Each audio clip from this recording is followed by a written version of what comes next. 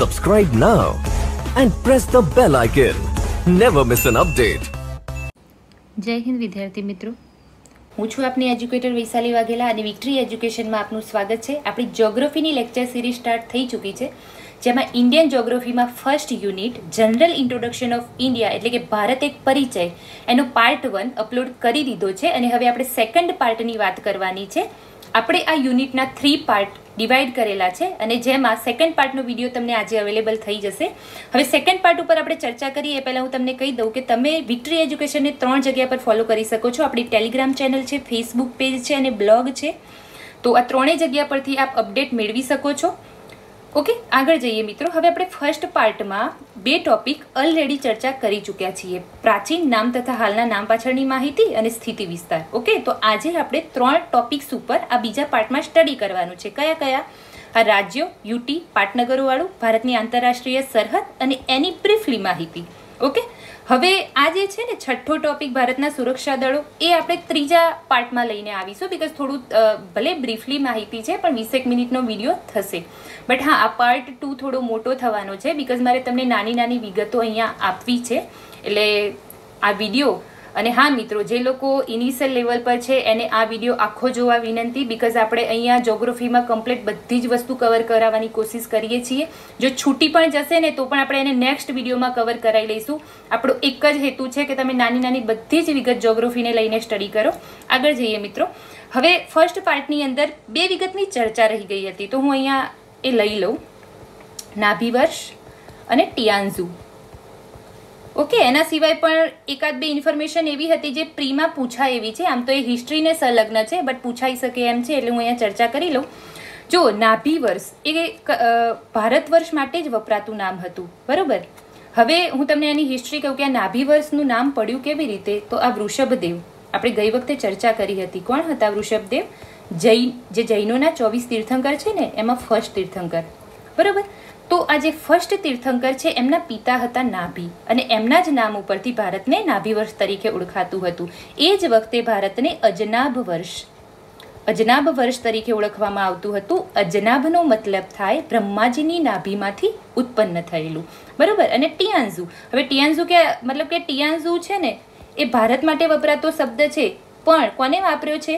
તો ચીનના જે પ્રાચીન ગ્રંથો છે એમાં આપણને ટિયાન્ઝુ નામ ભારત માટે પ્રાપ્ત થાય છે. આટલી વસ્તુ યાદ રાખજો. હવે હું તમને બીજો ઇન્ટરેસ્ટિંગ મુદ્દો કહું કે આપણી જે મહાભારત છે ને એ મહાભારતના મતલબ કે જે મહાભારત લખાઈ છે એમાંથી આપણને ચીનનો ઉલ્લેખ મળે છે અને ચીન માટેનો શબ્દ છે સીન.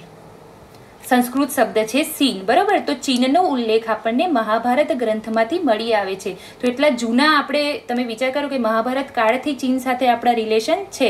હા, ત્યારે એ વાત અલગ છે કે ચીનને બધું ખાઈ જ લેવું છે. ચીનને એવું છે કે મારું એ તો મારું, પણ તારું છે એ પણ મારા પપ્પાનું છે, બરાબર. તો ચીનની નીતિ થોડી એવી છે, પણ આ તો પ્રાચીન સમયની વાત છે ભાઈ. ઓકે, હવે એક બહુ જ ઇમ્પોર્ટન્ટ મુદ્દો કહું, આ બધા યાદ રાખવાનું છે. પ્રિલિમ રિગાર્ડિંગ છે, બરાબર. પેલી બધી જે વાર્તા હતી ને એ તો કદાચ તમે ક્યાંક એસેમાં લખી શકશો મેઇન્સ રિગાર્ડિંગ, કે કદાચ એટલી બધી સંભાવના નહીં કે પ્રીમાં પૂછાય, પણ આ વસ્તુ પ્રીમાં પૂછાય. જો ભારત વર્ષ નામનો ઉલ્લેખ આમ તો આપણને વૈદિક ટેક્સ્ટમાંથી મળે છે, જે બધા વેદો છે, પુરાણો છે, પણ એક શિલાલેખમાંથી મળે છે, બરાબર. તો આ શિલાલેખ કયો? શિલાલેખનું નામ છે હાથી ગુંફા. હાથી ગુંફા, ગુંફાનો મિનિંગ ગુફા થાય, બરોબર. હવે હાથી ગુંફા શિલાલેખ આપણને મળ્યો ક્યાંથી છે? તો ઉદયગીરી, ખંડગીરી આની ગુફાઓમાંથી. જો મિત્રો, ઉદયગીરી અને ખંડગીરી ગુફાઓ એ ઉદયગીરી ખંડગીરીની પહાડીઓ છે, પર્વતીય વિસ્તાર છે, એની અંદર આવેલી છે. અને એક્ઝેક્ટલી લોકેશન કયું? તો ઓરિસ્સાના ભુવનેશ્વર, બરાબર. ભુવનેશ્વરથી થોડી દૂર આ ઉદયગીરી અને ખંડગીરીની ગુફાઓ છે અને એમાંથી આપણને મળે છે હાથી ગુંફા શિલાલેખ. અને આ શિલાલેખમાં આપણને ભારત વર્ષનું નામ મળી આવે છે, આ ભારત વર્ષ શબ્દ સાથે, બરાબર. હવે આ હાથી ગુંફાનો જે શિલાલેખ છે લખાવ્યો કોને છે? ખારવેલ. આ ખારવેલ, હવે જો ઓરિસ્સાને છે ને જૂના સમયમાં કલિંગ કહેવામાં આવતું હતું. આ કલિંગના રાજા હતા ખારવેલ અને એમનો વંશ હતો ચેદી અથવા મહામેઘવાહન. મહામેઘવાહન, ઓકે. અને આ જે ખારવેલ રાજાએ છે આજે હાથી ગુંફા શિલાલેખ કોતરાવડાવ્યો છે 17 લાઈનનો છે અને જૈન નમોકર મંત્ર એનાથી આ સ્ટાર્ટ થાય છે. એની અંદર જે ખારવેલે કેટલા પ્રદેશ જીત્યા હતા એ બધી વસ્તુ છે, પણ એમાં મહત્વની વસ્તુ આપણને ભારત વર્ષનો ઉલ્લેખ મળી આવે છે. તો આ વસ્તુ આપણે યાદ રાખવાની છે પ્રી રિગાર્ડિંગ. આગળ જઈએ મિત્રો. ઓકે, હવે આ વસ્તુ આપણે ઓલરેડી કરી ચૂક્યા છીએ સ્થિતિ વિસ્તારવાળી. હવે આપણે જોવાનું છે આજના મુદ્દાઓ જે આજના પાર્ટમાં છે, રાજ્યો, કેન્દ્ર શાસિત પ્રદેશો અને પાટનગરો. હવે મિત્રો આપણે જે હાલના સંદર્ભમાં જોઈએ ને તો 28 રાજ્યો અને 8 કેન્દ્ર શાસિત પ્રદેશો છે. આમ તો આ વસ્તુ હું તમને હોમવર્કમાં આપી દે, કારણ કે મોટા ભાગે લોકોને આ વસ્તુ ખ્યાલ જ હશે, બરાબર. બટ અહીંયા કરંટના મુદ્દા છે એટલે આ ટોપિક આપણે ફટાફટ લઈ લઈએ.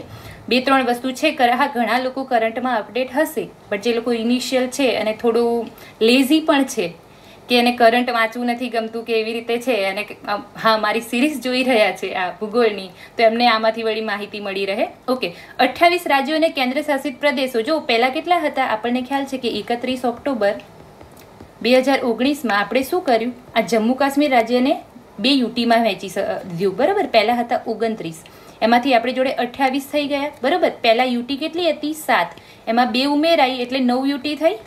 ઓકે, એટલે 31 ઓક્ટોબર 2019 પછી 28 રાજ્ય અને 9 યુનિયન ટેરેટરી આપણી જોડે હતી. પણ પછી શું થાય છે, 26 જાન્યુઆરી 2020ના રોજ દમણ દીવ અને દાદરા નગર હવેલીને એક યુનિયન ટેરેટરી બનાવી દેવામાં આવી. એટલે હાલ આપણી પાસે 8 યુનિયન ટેરેટરી છે. ફટાફટ આપણે બધાના કેપિટલ જોઈ લઈએ મિત્રો. લદ્દાખનું કેપિટલ છે લેહ.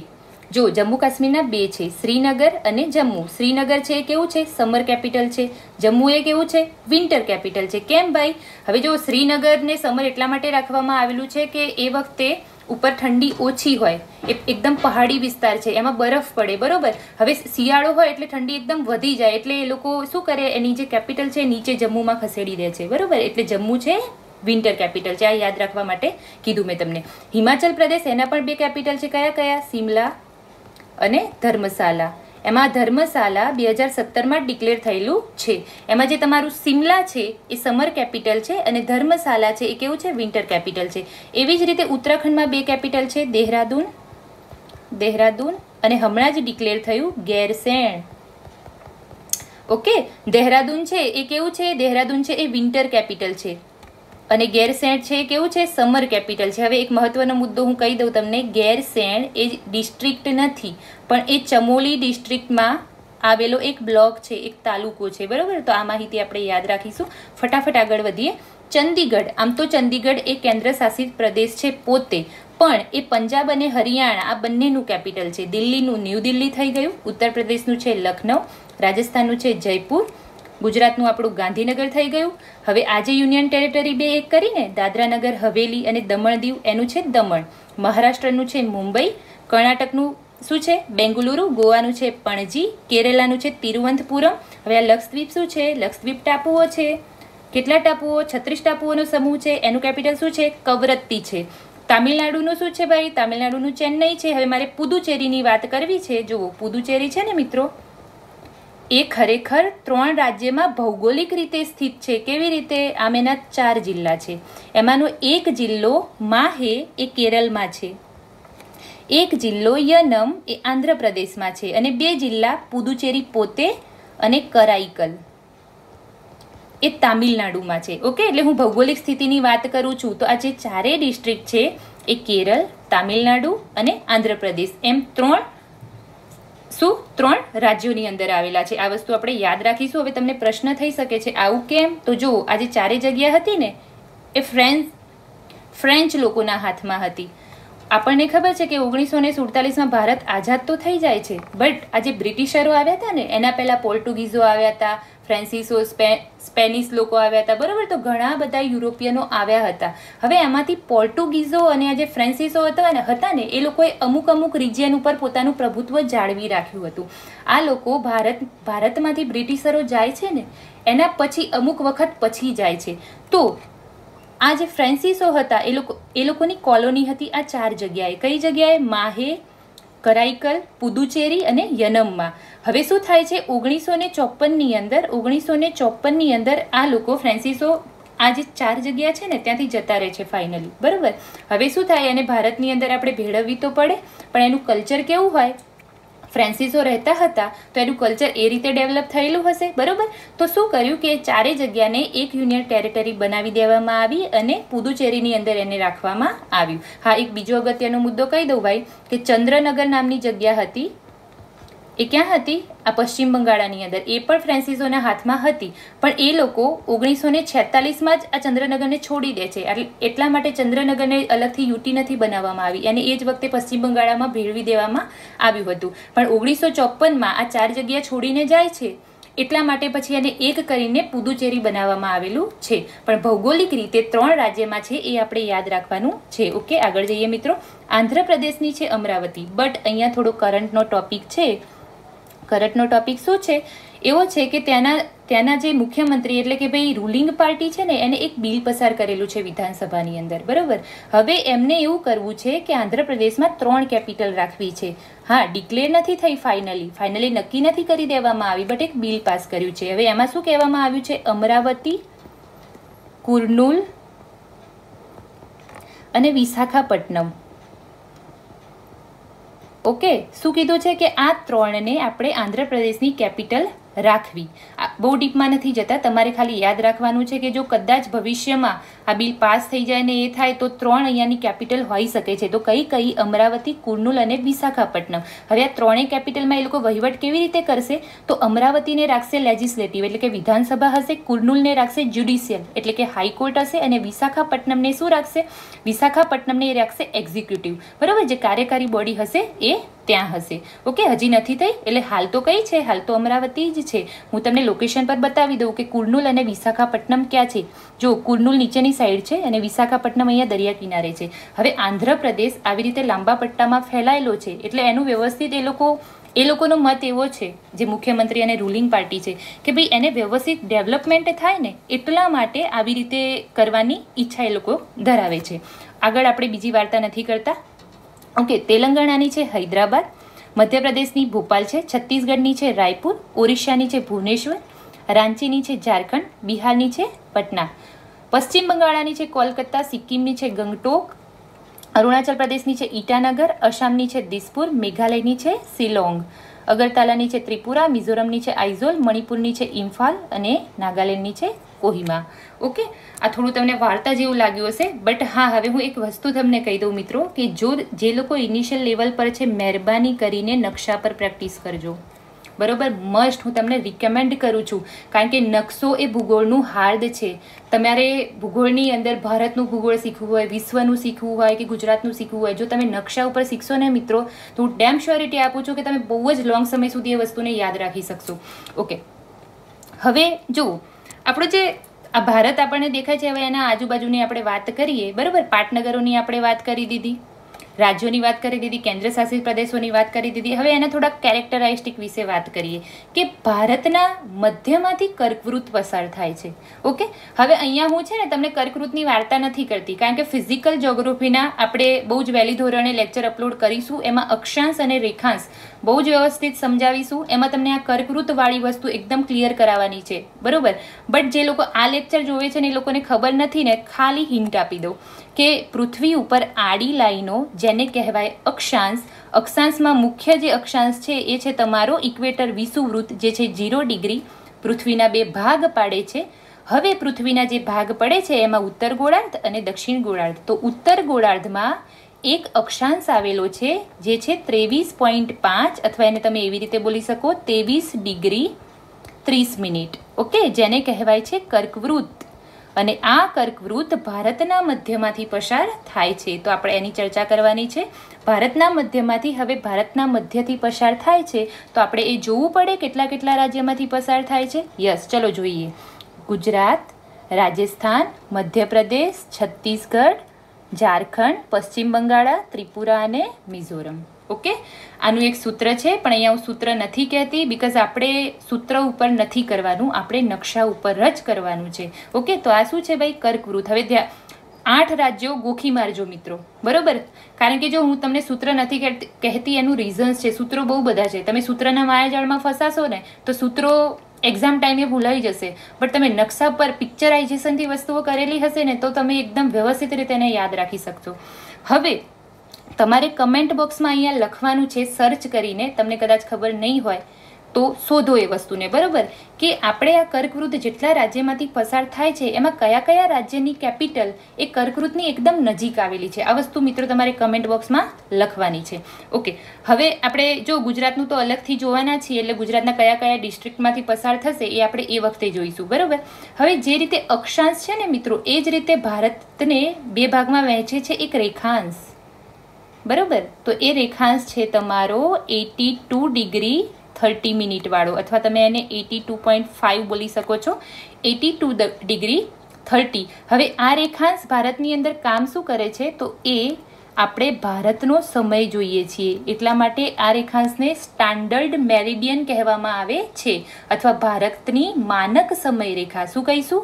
ભારતની માનક સમય રેખા. ક્યાંથી પસાર થાય છે મિત્રો? તો એ પણ કોઈ રાજ્યોમાંથી પસાર થતી હશે. ઓકે, તો જોઈએ આપણે.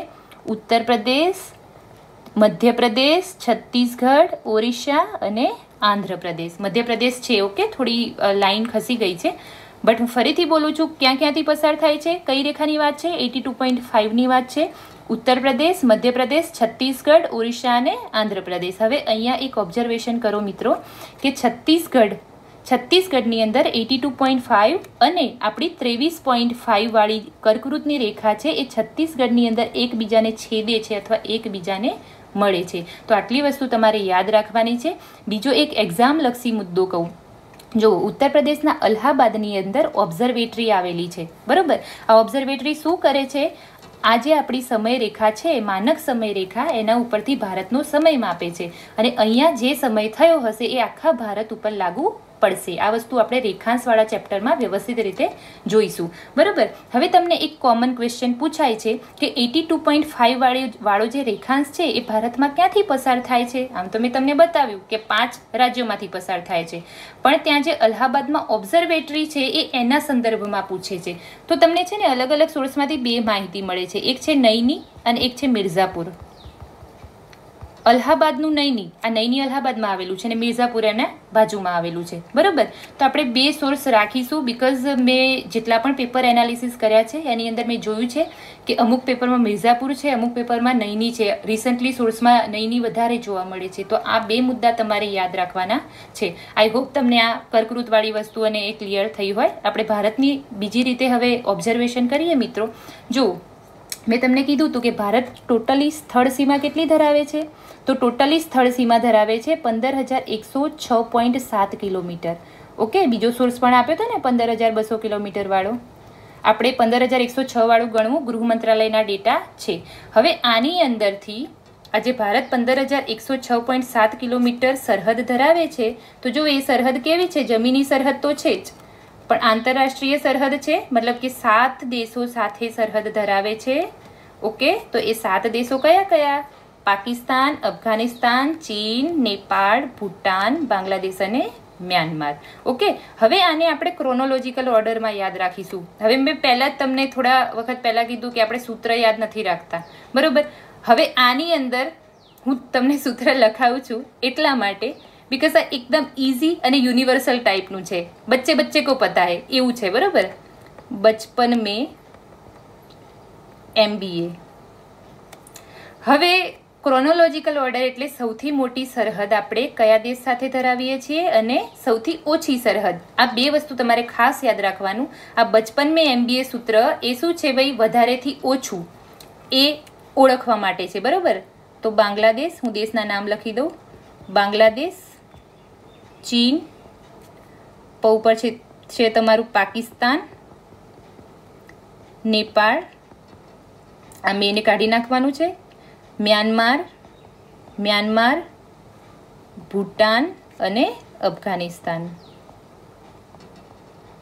ઓકે, તો સૌથી વધારે આપણે બાંગ્લાદેશ સાથે ધરાવીએ છીએ. હું અહીંયા તમને છે ને કેટલી ધરાવીએ છીએ કિલોમીટરમાં લખાવું, એટલે જેને નોટ્સમાં લખવું એ લખી કાઢો. 4096.7 કિલોમીટર એ આપણે બાંગ્લાદેશ સાથે ધરાવીએ છીએ. ચીન સાથે આપણે 3488 કિલોમીટર ધરાવીએ છીએ. પાકિસ્તાન સાથે આપણે 3323 કિલોમીટર ધરાવીએ છીએ. નેપાળ સાથે આપણે 1751 કિલોમીટર ધરાવીએ છીએ. મ્યાનમાર સાથે આપણે ધરાવીએ છીએ 1643 કિલોમીટર. ભૂટાન સાથે આપણે ધરાવીએ છીએ 699 કિલોમીટર અને અફઘાનિસ્તાન સાથે આપણે ધરાવીએ છીએ 106 કિલોમીટર. તો સૌથી વધારે આપણે બાંગ્લાદેશ સાથે સરહદ ધરાવીએ છીએ અને સૌથી ઓછી આપણે 106 કિલોમીટર અફઘાનિસ્તાન સાથે ધરાવીએ છીએ. તો આ બધા ડેટા તમે જે લોકો જીપીએસસી વાળા છે એને ખાસ આ બધા ડેટા યાદ રાખવાના, બરોબર, કારણ કે ગમે ત્યારે એ પૂછી શકે છે. ઓકે, હવે આ તો મેં તમને વાત કરી કે જે જમીન સીમા આપણે ધરાવતા હતા ને કેટલા દેશ સાથે આપણે કેટલી સરહદ ધરાવીએ છીએ, બરોબર. પણ હા, એક ઇન્ટરેસ્ટિંગ તમને અહીંયા ફેક્ટ કહું અને લખાવડાવું.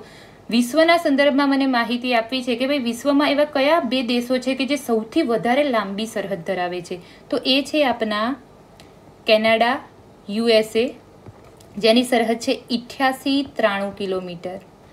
ઓકે, ફર્સ્ટ નંબર ઉપર. અને આપણો જે ભારત અને બાંગ્લાદેશની સરહદ છે ને મિત્રો, ભારત બાંગ્લાદેશ, એ 5મા નંબર ઉપર છે.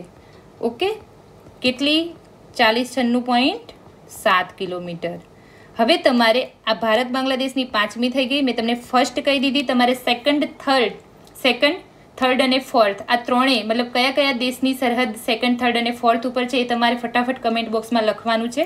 ઓકે મિત્રો, આગળ જઈએ. જો હવે હું તમને અહીંયા દેશની આજે આપણે સાતે આપણા પાડોશી દેશ છે ભાઈ, સાતે પાડોશી દેશ છે એ કેવા છે? જમીન સીમા સાથે મતલબ કે આપણા સાથે જમીન સીમા ધરાવે છે, બરોબર. હું ફટાફટ એની તમને કેપિટલ કહી દઉં. પાકિસ્તાનની છે ઇસ્લામાબાદ, અફઘાનિસ્તાનની છે કાબુલ, ચીનની છે બેઇજિંગ, નેપાળની છે કાઠમંડુ, બાંગ્લાદેશની શું છે ભાઈ? ઢાકા છે, ભૂટાનની છે થિમ્પુ અને મ્યાનમારની છે ન્યાયપીતાઈ. શું છે? ન્યાયપીતાઈ. હવે તમારે ફટાફટ કમેન્ટ બોક્સમાં આમાં લખવાનું છે કે આની ઓફિશિયલ કરન્સી કઈ છે અને ઓફિશિયલ લેંગ્વેજ કઈ છે. ઓકે, હવે થોડું ઓબ્ઝર્વેશન કરીએ આપણે ઇન્ડિયાનું. તો કેટલા રાજ્યો એવા છે મિત્રો કે જે જમીન સીમા ધરાવે છે? શું ખાલી ને ખાલી તમને એવું પૂછે ને કે કેટલા રાજ્યો એવા છે જમીન સીમા એટલે કે લેન્ડલોક છે, તો કેટલા રાજ્યો આવશે? ટોટલ 28 રાજ્યો છે, બરોબર. હવે એની અંદર જો એના પહેલાં હું તમને એક વસ્તુ કહું કે 28 રાજ્યોમાંથી 9 રાજ્ય એવા છે કે જે દરિયા કિનારો ધરાવે છે, બરોબર. કયા કયા? ગુજરાત, મહારાષ્ટ્ર, ગોવા, કર્ણાટક, કેરલા, તામિલનાડુ, આંધ્રપ્રદેશ, ઓરિસ્સા અને પશ્ચિમ બંગાળ. તો 28ની અંદરથી તમે 9 બાદ કરો મિત્રો, કેટલા થાય? 19 રાજ્યો કેવા છે? 19 રાજ્યો લેન્ડલોક છે. પણ હા, તમને એવું પૂછે કે કેટલા રાજ્યો એવા છે કે જે આંતરરાષ્ટ્રીય સરહદ ધરાવે છે, તો ડેટા બદલાઈ જાય છે. તો કેટલા આવશે? આપણે ગણીએ અહીંયા. જો આંતરરાષ્ટ્રીય એટલે બીજા દેશ સાથે સરહદ ધરાવે છે. ગુજરાત 1, રાજસ્થાન 2, પંજાબ 3. હવે જો લદ્દાખ અને જમ્મુ કાશ્મીર નહીં આવે, એ યુનિયન ટેરેટરીઝ છે, યાદ રાખવાનું છે મિત્રો. હિમાચલ પ્રદેશ 4, દેહરાદૂન 5, ઉત્તરાખંડ 5, ઉત્તર પ્રદેશ 6, બિહાર 7, સિક્કિમ 8 અને પશ્ચિમ બંગાળ 9. અને આ 7 સિસ્ટર્સના બધા જ રાજ્યો છે ને કોઈને કોઈ દેશ સાથે સરહદ ધરાવે છે, એટલે 7. એટલે 7 ને 9 કેટલા થયા ભાઈ? 16 થયા. તો આ 16 રાજ્યો શું છે? કેવી? ઇન્ટરનેશનલ, એટલે કે ભાઈ બીજા દેશ સાથે આંતરરાષ્ટ્રીય સરહદ ધરાવે છે. આઈ હોપ તમને આ વસ્તુ અહીંયા ક્લિયર થઈ હોય. હવે બીજો મુદ્દો જો, હવે આમાંથી કેટલા રાજ્યો એવા છે કે જે આંતરરાષ્ટ્રીય સીમા પણ નથી ધરાવતા અને દરિયાઈ સીમા પણ નથી ધરાવતા, બરોબર. એટલે કે ટોટલી લેન્ડલોક છે. કેટલા છે એ પણ આપણે ગણી લઈએ. જો એક છે તમારું હરિયાણા, ટોટલી લેન્ડલોક.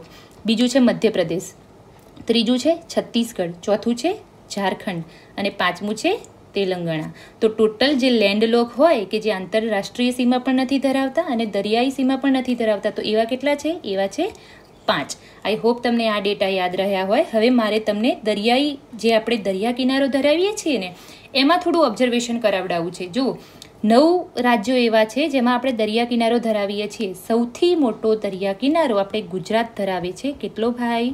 1600 કિલોમીટર. હવે અહીંયા હું તમને ક્રોનોલોજીકલ ઓર્ડરમાં લખાવું છું, મોટેથી નાનો, બરોબર. એટલે આપણે જે 9 રાજ્યો છે ને એ સળંગ જોઈશું. તમારે નોટબુકમાં લખવાનું રહેશે. ગુજરાત પછી બીજા નંબર ઉપર છે તામિલનાડુ, ત્રીજા નંબર ઉપર છે આંધ્રપ્રદેશ, ચોથા નંબર ઉપર છે મહારાષ્ટ્ર, પાંચમા નંબર ઉપર છે કેરળ, છઠ્ઠા નંબર ઉપર છે ઓરિસ્સા, સાતમા નંબર ઉપર છે કર્ણાટકા, આઠમા નંબર ઉપર છે પશ્ચિમ બંગાળ અને 9મા નંબર ઉપર છે ગોવા. હવે ગોવા કેટલો ધરાવે છે? આપણે સૌથી મોટું અને સૌથી નાનું જોઈશું તો 104 કિલોમીટર. ઓકે, 1600 કિલોમીટર કયું રાજ્ય? ગુજરાત. અને 104 કિલોમીટર કયું રાજ્ય? ગોવા, જે સૌથી ઓછું છે. હવે જો રાજ્યની વાત થાય ને કે સૌથી વધારે કયું રાજ્ય દરિયા કિનારો ધરાવે છે તો ગુજરાત આવશે. બટ તમને એવું પૂછે કે સૌથી વધારે દરિયા કિનારો કયો પ્રદેશ અથવા કયો વિસ્તાર અથવા રાજ્ય અને ઓબ્લિક કરીને કેન્દ્ર શાસિત પ્રદેશ એવું આપેલું હોય કે ધરાવે છે, બરાબર, તો કયો આવશે? તો ગુજરાત નથી આવતો. તો જોઈ લઈએ. અંદમાન નિકોબાર 1962 કિલોમીટર દરિયા કિનારો ધરાવે છે. ઓકે, તો આમ જનરલ આપણે કેટેગરીમાં જોવા જઈએ તો અંદમાન નિકોબાર એ સૌથી વધારે ધરાવે છે. આઈ હોપ તમને ક્લિયર થયું હોય. હવે કેન્દ્ર શાસિત પ્રદેશો, 8 કેન્દ્ર શાસિત પ્રદેશોમાંથી 4 કેન્દ્ર શાસિત પ્રદેશો એ દરિયા કિનારા ધરાવે છે. એમાં મોટેથી નાના જોઈ લઈએ. સૌથી મોટો અંદમાન નિકોબાર ધરાવે છે. બીજા નંબર ઉપર કોણ છે? લક્ષદ્વીપ છે. ધેન છે પુદુચેરી છે અને ધેન છે તમારું દમણ અને દીવ. તો આ જે દમણ દીવ વાળો છે એ કેટલો છે? 27 કિલોમીટર. ઓકે, તો આઈ હોપ તમને આટલી વસ્તુ યાદ રહેશે. હવે આપણે વાત કરીએ કે વિસ્તારની દ્રષ્ટિએ સૌથી મોટું રાજ્ય ભારતમાં કયું છે? તો વિસ્તારની દ્રષ્ટિએ સૌથી મોટું છે રાજસ્થાન અને સૌથી નાનું ગોવા. તો પછી કેન્દ્ર શાસિત પ્રદેશમાં વિસ્તારની દ્રષ્ટિએ મોટો કયો? અંદમાન નિકોબાર. અને સૌથી નાનો કયો? લક્ષદ્વીપ. બરોબર, આઈ હોપ તમને આ વસ્તુ યાદ રહેશે. હવે વસ્તીની દ્રષ્ટિએ જોઈએ ને મિત્રો તો ઉત્તર પ્રદેશ એ સૌથી વધારે વસ્તી ધરાવે છે અને સિક્કિમ એ સૌથી ઓછી વસ્તી ધરાવે છે. આ રાજ્યોની વાત કરી. કેન્દ્ર શાસિત પ્રદેશમાં દિલ્હી છે એ સૌથી વધારે વસ્તી ધરાવે છે અને લક્ષદ્વીપ છે એ સૌથી ઓછી વસ્તી ધરાવે છે. તો આટલી વસ્તુ તમારે યાદ રાખવાની છે. આઈ હોપ તમને આ રાજ્યો કેન્દ્ર શાસિત પ્રદેશો પાટનગરોમાં આટલી વસ્તુ ક્લિયર થઈ હશે મિત્રો. આગળ જઈએ. ઓકે, નેશનલ કેપિટલ રિજિયન આ કોન્સેપ્ટ છે. જો જે દિલ્હી છે ને એની આજુબાજુ આ છે તમારું હરિયાણાના અમુક ડિસ્ટ્રિક્ટ લીધા, આ છે ઉત્તર પ્રદેશના અમુક અને આ છે રાજસ્થાનના અમુક. બરાબર, તો આટલા ડિસ્ટ્રિક્ટ દિલ્હી સાથે જોઈન કરીને એને નામ આપવામાં આવ્યું નેશનલ કેપિટલ રિજિયન. ઓકે, એકલા દિલ્હીને એનસીઆર તરીકે નથી ઓળખાતું, પણ શું કર્યું કે હરિયાણાના અમુક ડિસ્ટ્રિક્ટ લીધા, ઉત્તર પ્રદેશના અમુક લીધા અને રાજસ્થાનના તો 2 જ છે, જુઓ, અલવર અને ભરતપુર. અને શું કર્યું કે આનું ટોટલ ડેવલપમેન્ટ કર્યું અને પછી એને એનસીઆર કહેવામાં આવ્યું, નેશનલ કેપિટલ રિજિયન. આવું કેમ કરવામાં આવ્યું? ભાઈ દિલ્હી કેપિટલ છે તો એના ઉપર વ્યક્તિઓનું ભારણ રહેશે, બરાબર. કોઈ પણ બહારથી ઇમિગ્રેશન કરીને આવતી પબ્લિક હશે બીજા રાજ્યમાંથી તો કેપિટલમાં જવાનું વધારે પસંદ કરશે.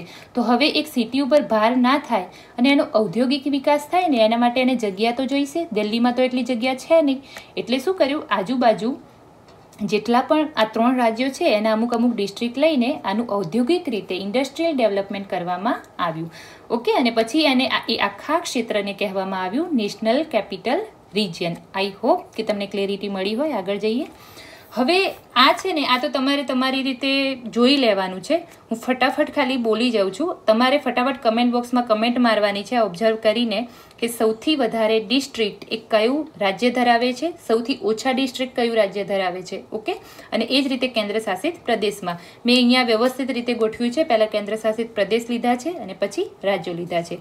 તો જુઓ, જમ્મુ કાશ્મીર 20, લદ્દાખ 2, દિલ્હી 11, ચંદીગઢ 1, દમણ દીવ દાદરાનગર હવેલી 3, પુદુચેરી 4 અને લક્ષદ્વીપ 1. અહીંયા થોડી વાત કહી દઉં, ઘણાને અહીંયા એક ક્વેશ્ચન થઈ શકે છે જે લોકોએ સારું એવું રીડિંગ કર્યું છે કે આ તો 36 ટાપુઓનો બનેલો છે લક્ષદ્વીપ, તો પછી એક ડિસ્ટ્રિક્ટ કેમ? તો એ બધા જ ટાપુઓને એક લક્ષદ્વીપ તરીકે ડિસ્ટ્રિક્ટમાં ઓળખાય છે. ઓકે, અંદમાન નિકોબાર છે 3, હિમાચલ પ્રદેશ 12, ઉત્તરાખંડ 13, પંજાબ 22, હરિયાણા 22, ઉત્તર પ્રદેશ 75 છે, બિહાર 38, રાજસ્થાન 33, ગુજરાત 33, મધ્યપ્રદેશ 55, ઝારખંડમાં 24 છે, છત્તીસગઢમાં 28 છે, પશ્ચિમ બંગાળમાં 23, ઓરિસ્સામાં 30 છે, મહારાષ્ટ્રમાં 36 છે, ગોવામાં 2 છે, કર્ણાટક 30, આંધ્રપ્રદેશ 13, તેલંગાણા 33, કેરળ 14, તામિલનાડુ 38, આસામ છે 33, અરુણાચલ પ્રદેશ 25, મણિપુર 16, ત્રિપુરા 8, મેઘાલય 11, નાગાલેન્ડ 12, મિઝોરમ 11 અને સિક્કિમ 4. એમાં કયું રાજ્ય સૌથી વધારે ડિસ્ટ્રિક્ટ ધરાવે છે, સૌથી ઓછા, એ જ રીતે કેન્દ્ર શાસિત પ્રદેશ કમેન્ટ બોક્સમાં તમારે લખવાનું છે. આગળ જઈએ મિત્રો. ભારતની આંતરરાષ્ટ્રીય સરહદ. ઓકે, તો હવે ભારતની આંતરરાષ્ટ્રીય સરહદમાં આપણે દેશ જોયા ખાલી, અને આપણે જે ભારત છે એ કયા દેશ સાથે કેટલી સરહદ ધરાવે છે એ પણ આપણે ઓલરેડી જોઈ લીધું, બરાબર. અને જે 7 દેશ છે એના આપણે શું જોયા, કેપિટલ પણ જોયા.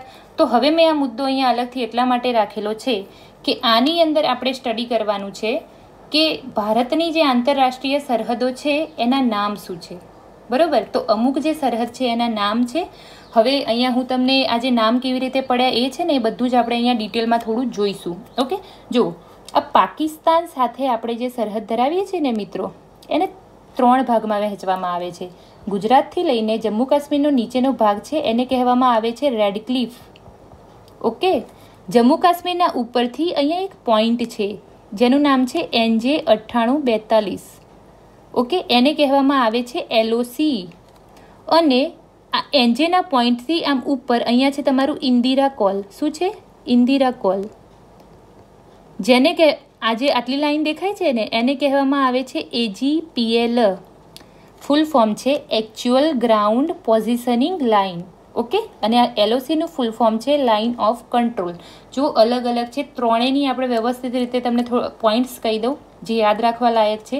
હવે રેડ ક્લિફ છે ને 1947માં ભારત આઝાદ થાય છે મિત્રો, ત્યારે એક કમિશન નીમવામાં આવે છે, બાઉન્ડ્રી કમિશન. બરાબર. તો આના જોઈન્ટ કમિશનર હોય છે કોણ? Red cliff. નામ છે એમનું સિરિલ રેડક્લિફ.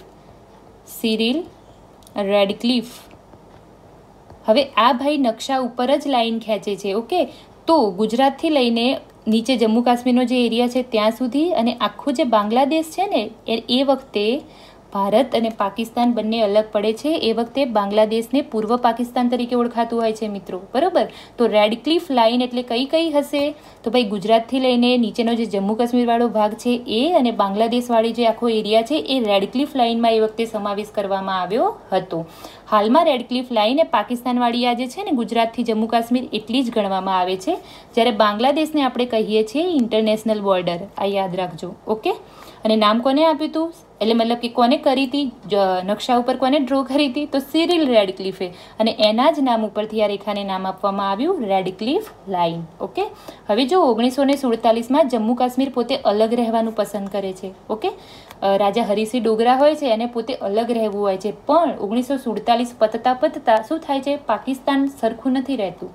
એ શું કરે છે કે એ હરિસિંહ ડોગરા છે એના સૈન્ય ઉપર હુમલો કરવાની કોશિશ કરે છે, બરાબર. ઘૂસણપેટ કરે છે ને એવી બધી વસ્તુ કરે છે. એટલે મજબૂરીથી હરિસિંહ ડોગરાને ભારતને કહેવું પડે છે કે હવે મતલબ પછી ભારત શરત તો રાખશે ને. હવે આ જે આખું યુદ્ધ છે ને 1948 વાળું, એ આપણે પાછળથી આને રિવ્યૂ કરીશું સરસ રીતે. અત્યારે હું એટલી બધી વાર્તા નથી કરતી, ખાલી મારે તમને આ કહેવું છે LOC વિશે. હવે એ વખતે શું થાય છે કે રાજા હરિસિંહ ડોગરા જમ્મુ કાશ્મીરને આપણને આપી દે છે. આ વિવાદથી તો બધા પરિચિત જ છે, બરાબર.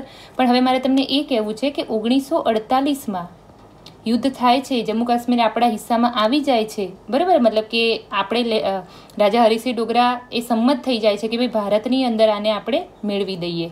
હવે એ વખતે 1948ના યુદ્ધની અંદર જ્યારે યુદ્ધ વિરામ થાય છે ને ત્યારે ઉપરનો ભાગ દેખાય છે તમને જમ્મુ કાશ્મીર વાળો, એ પાકિસ્તાન દ્વારા ઓક્યુપાય કરી લેવામાં આવે છે. ઓકે, પાકિસ્તાન દ્વારા ઓક્યુપાય કરી લેવામાં આવે છે. અને પછી આ જે લાઈન દેખાય છે ને ઉપરની, જેને આપણે LOC કીધી, એ વખતે એને સીઝ ફાયર લાઇન તરીકે ડિક્લેર કરવામાં આવે છે, યુદ્ધ વિરામ લાઇન. આટલું યાદ રાખજો. તો પછી એનું LOC નામ ક્યારે પડે છે? એનું LOC નામ 1972ના સિમલા કરારમાં પડે છે. હવે આ 1972નો સિમલા કરાર એટલે શું? તો જુઓ, 1971માં પાછું ભારત પાકિસ્તાનનું યુદ્ધ થાય છે, જેમાં આ જે બાંગ્લાદેશ છે ને એને પૂર્વ પાકિસ્તાન કહેવામાં આવતું હોય છે, એ સ્વતંત્ર થાય છે અને બાંગ્લાદેશ તરીકે અસ્તિત્વમાં આવે છે. આનું પણ આપણે અલગથી પછી રિવ્યૂ કરીશું. ઓકે, અત્યારે તમારે આટલું યાદ રાખવાનું છે. અને પછી પાકિસ્તાન અને ભારત વચ્ચે એક કરાર થાય છે, સિમલા કરાર. અને એ વખતે આ કાશ્મીરનો મુદ્દો પાછો ઉછળે છે અને આ જે રેખા છે એને LOC કહેવામાં આવે છે, લાઇન ઓફ કંટ્રોલ. પણ ક્યાં સુધી મિત્રો? NJ 9842 પોઈન્ટ સુધી. હું અહીંયા બધું ક્લિયર કરી દઉં એટલે તમને દેખાય. જો અહીંયા ધ્યાન આપો નકશા ઉપર. આ તમારી થઈ ગઈ LOC. હવે આ જે પોઈન્ટ છે એને કહેવામાં આવે છે NJ 9842. તો પછી આ ઉપરનો ભાગ શું છે? આટલો ઉપરનો ભાગ છે ને એ છે તમારું સિયાચીન ગ્લેશિયર. શું છે? સિયાચીન ગ્લેશિયર. હવે સિયાચીન ગ્લેશિયર આપણા હાથમાં ક્યારે આવે છે? આ પોઈન્ટથી ઉપરના ભાગ માટે કોઈ સિરિયસ નથી હોતું. 1984 પહેલાં કોઈને એવી પડી નથી હોતી, બરાબર. પણ થાય છે શું કે 1900 જો તમે એક વસ્તુ જોયું, 1972ની અંદર જે આ LOC નક્કી કરવામાં આવી એમાં સિયાચીન ગ્લેશિયરને છોડી દેવામાં આવ્યું. હવે આ સિયાચીન ગ્લેશિયર એક્ઝેક્ટલી આવેલું ક્યાં છે તો જુઓ, આ કારાકોરમ પાસ, અહીંયા છે તમારો કારાકોરમ પાસ અને અહીંયા છે તમારું ઇન્દિરા કોલ. શું છે? ઇન્દિરા કોલ. તો બસ આ બંને પોઈન્ટથી ત્રિકોણ આકારમાં નીચે આખું સિયાચીન ગ્લેશિયર છે. હવે ગ્લેશિયર એટલે શું મિત્રો? ગ્લેશિયર એટલે હિમનદી. આ હિમનદીવાળો કોન્સેપ્ટ ભૌતિક ભૂગોળમાં આપણે જોઈશું. ઓકે, વ્યવસ્થિત રીતે જોવાનો છે. તો જે સિયાચીન ગ્લેશિયર છે ને એ ના પાકિસ્તાનના હાથમાં હોય છે કે ના ભારતના હાથમાં, મતલબ કે એની કોઈને પડી નથી હોતી. પણ 1972થી 1984 વચ્ચે એક વસ્તુ બને છે. સિયાચીન ગ્લેશિયરની ઉપરની સાઈડ એક રેન્જ છે સાલ્તોરા. આ સાલ્તોરા રેન્જ ઉપર બધા જે પર્વતારોહી, યુરોપના પર્વતારોહીને ક્રેઝ ચડે છે અને એ બધા આવે છે. પછી એ શું કરે છે, અડધા પર્વતારોહી એ પાકિસ્તાન લોકો પાસેથી પરવાનગી માંગે, કારણ કે ભાઈ એ જે જગ્યા ઉપર હોય એ દેશની પરવાનગી તો લેવી પડે ને. અને ઘણા બધા પરમિશન ભારત જોડે માગે છે. એટલે પછી હવે બધા એકદમ સફાળા જાગી જાય છે પાકિસ્તાન અને ભારતવાળા. અને પછી આ જે સિયાચીન ગ્લેશિયર છે ને મિત્રો બહુ જ હાઈટ ઉપર છે એકદમ, બરોબર, અને એકદમ ઠંડી જગ્યા છે. હવે જો જેની પાસે હાઈટ હોય ને મિત્રો, હંમેશા એ લોકોની જીત થાય. યાદ રાખવું, હાઈટવાળો માણસ હોય ને પંકાયેલો હોય. એટલે હવે નક્કી કરવામાં આવ્યું કે ભાઈ આ હાઈટને ઓક્યુપાય કરો. હવે બધાને તાલાવેલી જાગે છે. પછી શું થાય છે, 1984નો મતલબ કે ભાઈ 13 એપ્રિલ આપણી જે ભારતની મિલિટરી છે એક ઓપરેશન નક્કી કરે છે, મેઘદૂત. બરાબર, યુદ્ધ નથી, આને તમે યુદ્ધ ના કહી શકો, એક સૈનિક કાર્યવાહી છે. તો મેઘદૂત નામના ઓપરેશન અંતર્ગત 1984માં મેઘદૂત નામના ઓપરેશન અંતર્ગત આપણે સિયાચીન ગ્લેશિયર પાકિસ્તાન જોડેથી લઈ લઈએ છીએ. ઓકે, આ યાદ રાખજો. અને તમે ઘણી બધી વખત ન્યૂઝ વાંચતા હશો કે આપણા જે સૈનિકો છે ને એ શહીદ આવી રીતે ગોળીબારમાં થાય છે ને એના કરતાં તો સિયાચીન ગ્લેશિયરમાં એ વધારે થઈ જાય છે. કેમ? કારણ કે તમે જુઓ 35 ફૂટનો બરફ દર વર્ષે જામે છે. એટલો બધી બરફ વર્ષા ત્યાં થાય છે. તો બહુ જ ટેરિબલ જગ્યા છે, બહુ જ ભયંકર જગ્યા છે. ઓકે, હવે આ જો સિયાચીન ગ્લેશિયર 1984માં આપણા હાથમાં તો આવી ગયું. આ ઓપરેશનને હું મતલબ કે એક બીજા વિડીયોમાં રિવ્યૂ કરીશ, બરાબર, ડીપમાં સમજીશું. અત્યારે આપણે ભારતના સંદર્ભે સમજીએ છીએ.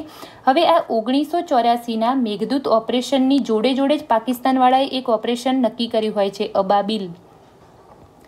આપણે 13 એપ્રિલે હુમલો કરી દઈએ છીએ અને એ લોકોની તારીખ હોય છે 17 એપ્રિલ. એટલે કે એ લોકો થોડા લેટ પડે છે. અને એ લોકો લેટ પડે છે એટલા માટે જ આપણે આ મેઘદૂત ઓપરેશનમાં આપણી જીત થાય છે અને સિયાચીન ગ્લેશિયર આપણી પાસે આવી જાય છે. ઓકે, તો આ સિયાચીન ગ્લેશિયરવાળા જે આ ભાગ છે, એટલે અહીંયા જે આપણો પોઈન્ટ હતો ને મિત્રો NJ 9842 વાળો, ત્યાંથી લઈને કારક ઉપર જે આપણો ઇન્દિરા કોલવાળો પોઈન્ટ છે ત્યાં સુધી એક લાઇન ખેંચવામાં આવે છે જેને કહેવામાં આવે છે AGPL, actual ground positioning line. Okay, I hope તમને આ વસ્તુ ક્લિયર થઈ હોય. હવે બીજી વસ્તુ કહી દઉં, આ સિયાચીન ગ્લેશિયર છે ને મિત્રો, એમાંથી નુબ્રા નદી નીકળે છે, બરાબર. આ આપણે નદીઓવાળાની અંદર જોઈશું. હવે સિયાચીન ગ્લેશિયરમાં એક સૌથી હાઇટેડ પોસ્ટ છે, બાના પોસ્ટ. આપણી જે આર્મી છે એની સૌથી હાઈટ ઉપર આવેલી જગ્યા, બરાબર. તો આ જે બાના પોસ્ટ છે એ લગભગ 6752 મીટર આટલી ઊંચાઈ ઉપર આવેલી છે.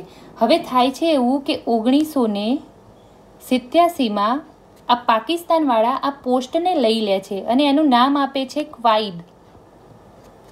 હવે આ ક્વાઈદ પોસ્ટને મતલબ કે પોસ્ટ એ ઓક્યુપાય કરી લે છે, એનું નામકરણ કરી દે છે. અને પછી આપણે એક નાનું એવું ઓપરેશન એ પોસ્ટને લેવા માટે કરીએ છીએ જેનું નામ છે ઓપરેશન રાજીવ. અને આ ઓપરેશન રાજીવની અંદર જે સુબેદાર હોય છે બાનાસિંહ, એમને બહુ જ બહાદુરી દાખવે છે અને આ પોસ્ટ આપણને પાછી મળી જાય છે. એટલા માટે આપણે એમના નામ ઉપરથી શું નામ આપેલું છે? બાના પોસ્ટ. ઓકે, આ યાદ રાખવાનું. વિશ્વની સૌથી ઊંચી મિલિટરી પોસ્ટ કઈ છે? સિયાચીન ગ્લેશિયરમાં આવેલી બાના પોસ્ટ. અહીંયા બીજી આપણે વાર્તા નથી કરતા. હવે એક મહત્વનો મુદ્દો કહી દઉં કે મેઘદૂત ઓપરેશન 1984 વાળું, બરાબર, એને લીડ કોણે કર્યું હતું? તો એને લીડ કર્યું હતું લેફ્ટનન્ટ જનરલ પ્રેમનાથ હુણ.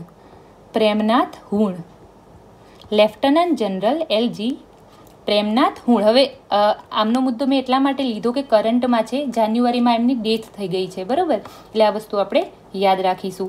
હવે આની અંદર આપણી જે મતલબ કે સ્થળ સેના છે, આર્મી છે, હવે એની કઈ કઈ બટાલિયને ભાગ લીધો હતો તો એ પણ કહી દઉં. લદ્દાખ સ્કાઉટ,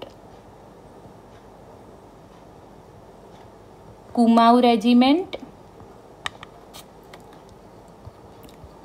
પેરાટ્રુપર્સ એટલે પેરાશૂટવાળી જે આર્મી હોય ને એ, અને આપણી ઇન્ડિયન એરફોર્સ.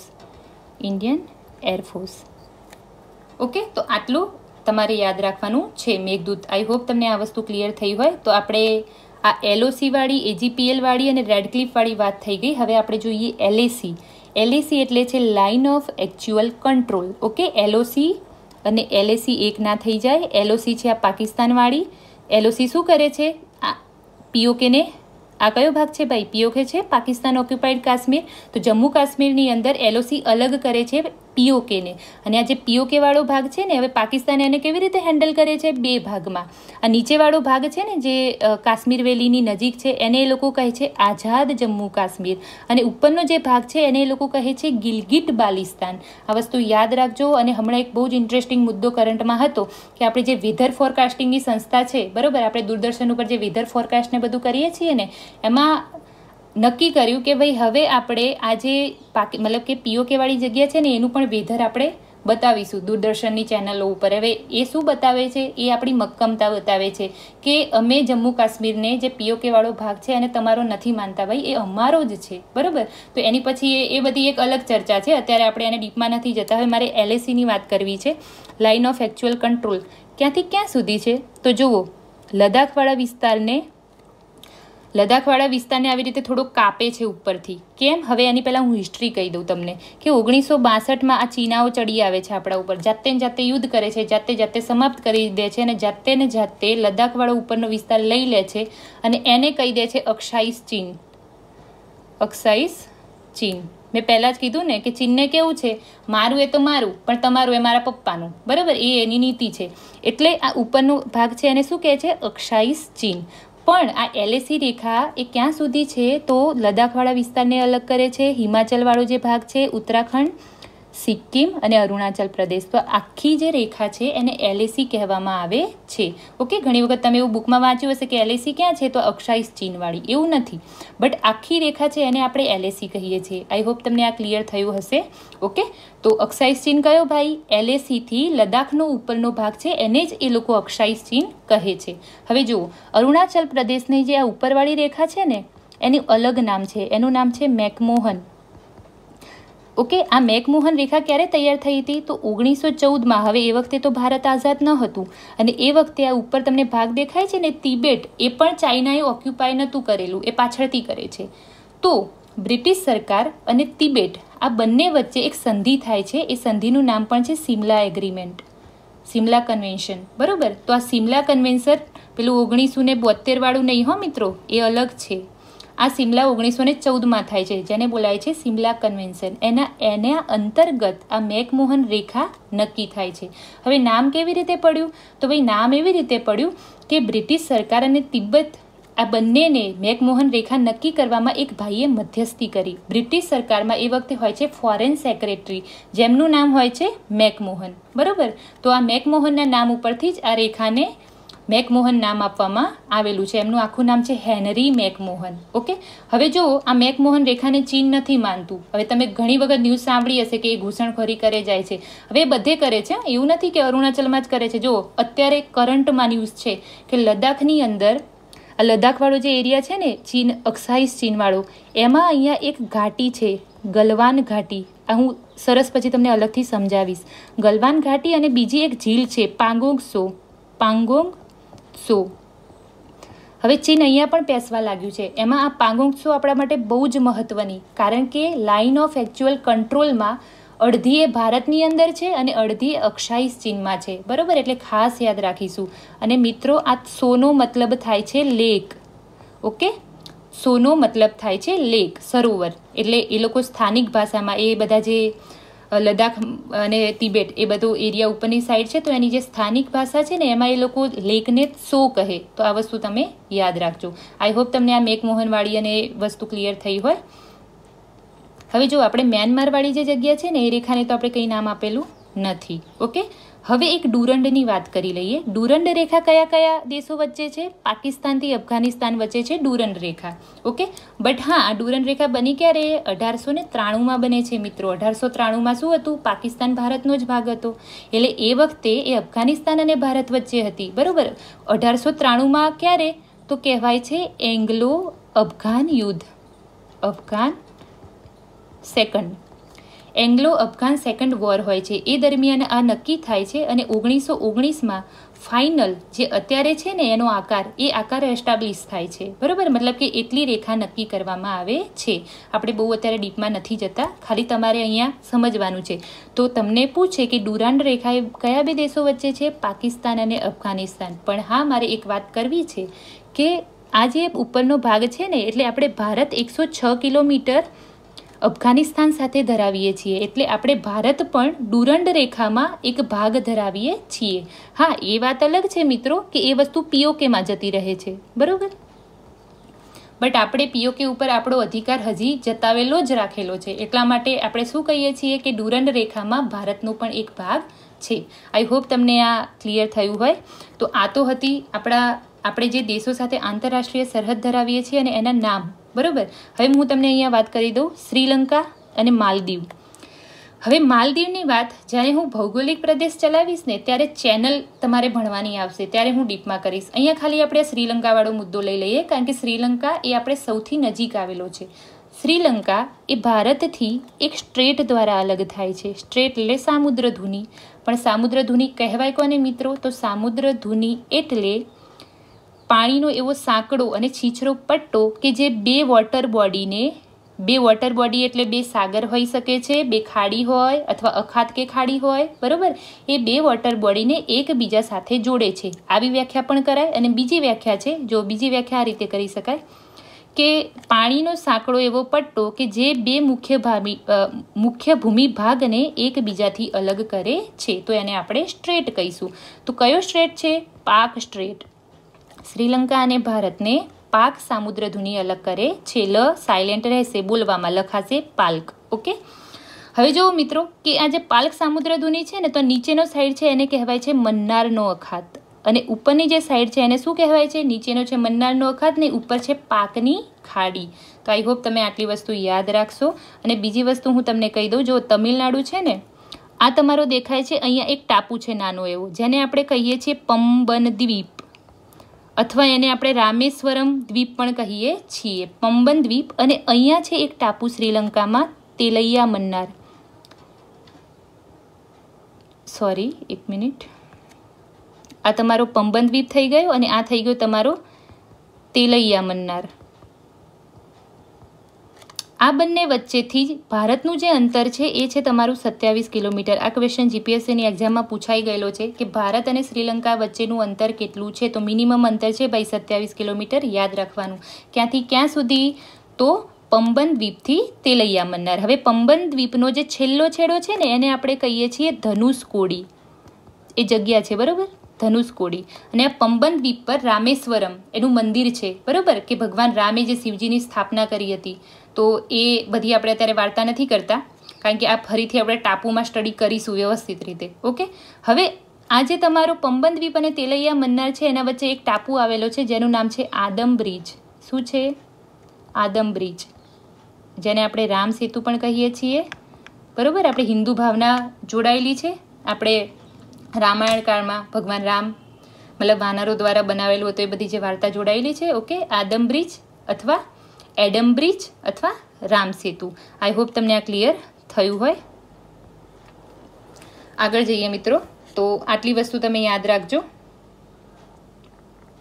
ઓકે, હવે ભારતનું જે સમુદ્રી ક્ષેત્ર છે, આપણે નકશાની અંદર જે જોયું ને મિત્રો, આપણે જે દરિયા કિનારો ધરાવીએ છીએ, કેટલો ધરાવીએ છીએ? 7516.6 કિલોમીટર. તો દરિયા કિનારાથી આપણે કેટલા હદ સુધી એમાં યુટિલાઇઝ કરી શકીશું? બરાબર, આપણે કેટલું યુઝ કરી શકીશું? તો એ વસ્તુ આપણે જોઈએ. એક ઇન્ટરનેશનલ કાનૂન છે UNCLOS United Nations Convention on the law of the sea. Full form છે એનું, ફરીથી બોલું છું, United Nations Convention on the law of the sea. તો દરિયા મતલબ કે દરિયામાં તમે કેટલે સુધી મતલબ કોઈ પણ દેશ છે ને એ કેટલે સુધી એને યુટિલાઇઝ કરી શકશે, એમાંથી કેટલા રિસોર્સ યુટિલાઇઝ કરી શકશે, એના માટેનો એક આંતરરાષ્ટ્રીય કાનૂન છે. જેટલા દેશો એમાં જોડાયેલા છે તો એ દેશ એને મતલબ કે એ દેશને આ કાનૂન બાધ્યકારી છે, માનવો પડશે. તો એના સંદર્ભમાં હવે જુઓ, 2 નકશા લીધા છે મેં, મતલબ કે 2 ઇમેજ લીધી છે, એમાં આપણે સમજવાની કોશિશ કરીએ. હવે એના મુતાબિક કયું રિજિયન કેવી રીતે એને બોલાશે એ આપણે જોઈએ. જુઓ, આજે આપણો ભારત છે ટેડો મેડો છે, તો હવે ખાંચા ખૂંચીવાળો હશે એટલે બધા ખાંચાને કાપીને એક બેઝ લાઇન તૈયાર કરવામાં આવશે. બરાબર, આને કહેવાશે બેઝ લાઇન. અને આ બેઝ લાઇનની અંદર જેટલો પણ એરિયા છે એમાં નદી હોય, નાળા હોય, બરાબર, બીજી કોઈ વોટર બોડી હોય, તો એ બધાને કહેવાશે આંતરિક જળ. શું કહેવાશે? આંતરિક જળ. અને બેઝ લાઇનથી હવે તમે જમણી તરફની ઇમેજમાં જુઓ, આ તમારી બેઝ લાઇન થઈ ગઈ, આ તમારું આંતરિક જળ અથવા ટેરેટોરિયલ લેન્ડ કહેવાય એને. બરાબર, હવે આંતરિક જે ટેરેટોરિયલ લેન્ડ છે એનાથી 12 નોટિકલ માઇલ સુધીનું જે અંતર છે એને કહેવાશે ટેરેટોરિયલ વોટર. એટલે શું? પ્રાદેશિક જળ. શું કહેવાશે? પ્રાદેશિક જળ. હવે તમને એક ક્વેશ્ચન થાય કે નોટિકલ માઇલ શું છે, તો દરિયાની લંબાઈને નોટિકલ માઇલમાં મપાય. 1 નોટિકલ માઇલ બરાબર 1.852 કિલોમીટર થાય પ્રિસાઇઝલી. ઓકે, આ વસ્તુ આપણે યાદ રાખીશું. અને દરિયાની ઊંડાઈને શેમાં મપાય મિત્રો? ફેધમમાં મપાય.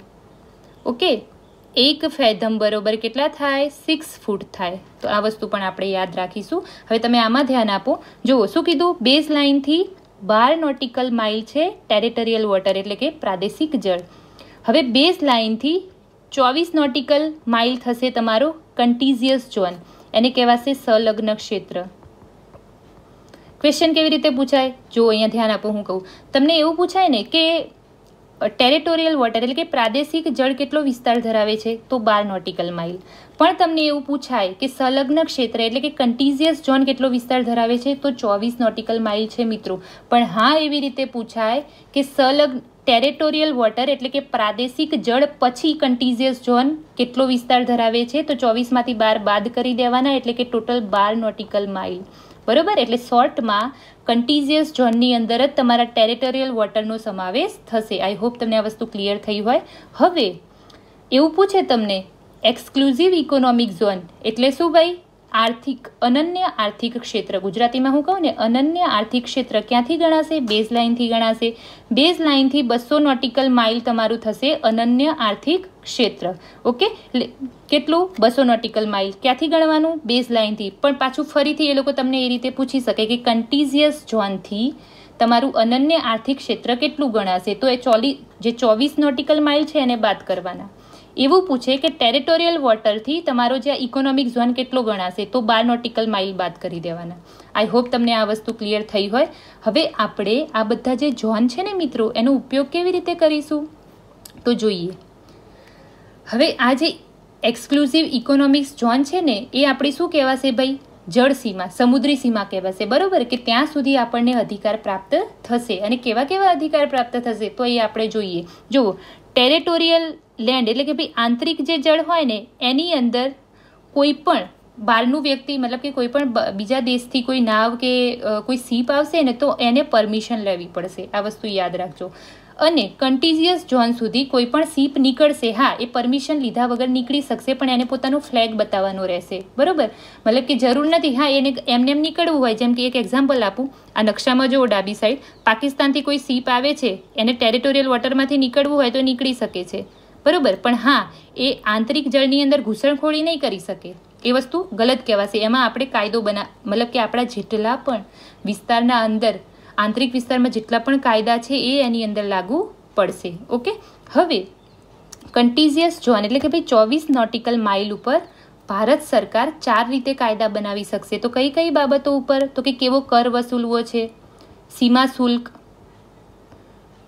બરાબર, બોર્ડર માટેનો કર કેવો વસૂલવો છે, ઇમિગ્રેશન ઉપર, પ્રવાસન જેને કહીએ છીએ, અને પ્રદૂષણ એટલે સ્વચ્છતા, એના આધાર ઉપર જે કર વસૂલવાનો હોય. તો આ 4 મુદ્દા ઉપર આપણે કન્ટીજિયસ ઝોન ઉપર કમ્પ્લીટ હક ધરાવીએ છીએ.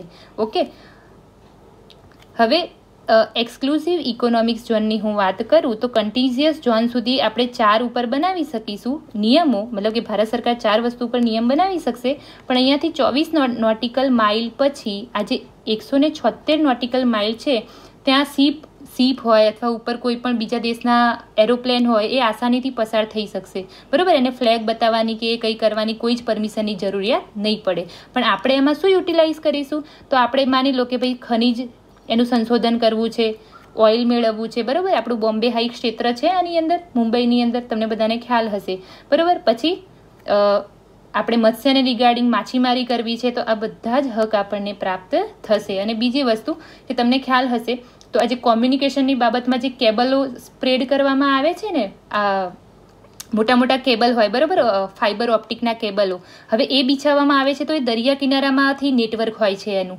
તો એ જે કેબલો છે ને એ કોઈ પણ દેશના એક્સક્લુઝિવ ઇકોનોમિક ઝોનમાં બીજો દેશ નાખી શકશે, કન્ટીજીયસ ઝોનમાં નહીં નાખી શકે. પણ કન્ટીજીયસ ઝોન પછી જે એક્સક્લુઝિવ ઇકોનોમિક ઝોન છે એમાં એ નાખી શકશે. આઈ હોપ તમને આટલું ક્લિયર થયું હોય. હવે આપણે 4 વિસ્તાર જોયા. ટેરેટોરિયલ લેન્ડ જોયો, ટેરેટોરિયલ વોટર, કન્ટીજીયસ ઝોન અને EEZ એટલે કે એક્સક્લુઝિવ ઇકોનોમિક ઝોન. હવે આ 200 નોટિકલ માઇલ પછીનો જે વિસ્તાર છે એને કહેવાય છે હાઈ સી.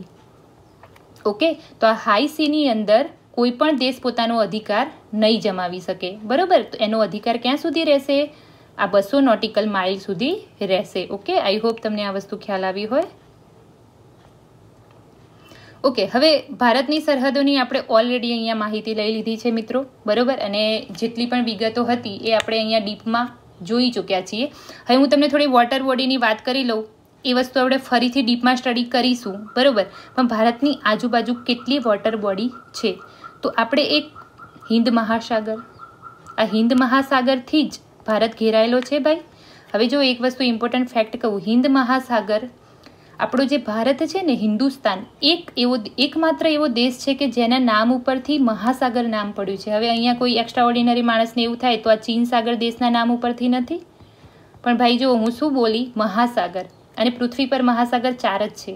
ઓકે, ચીન એ શું છે? સાગર છે.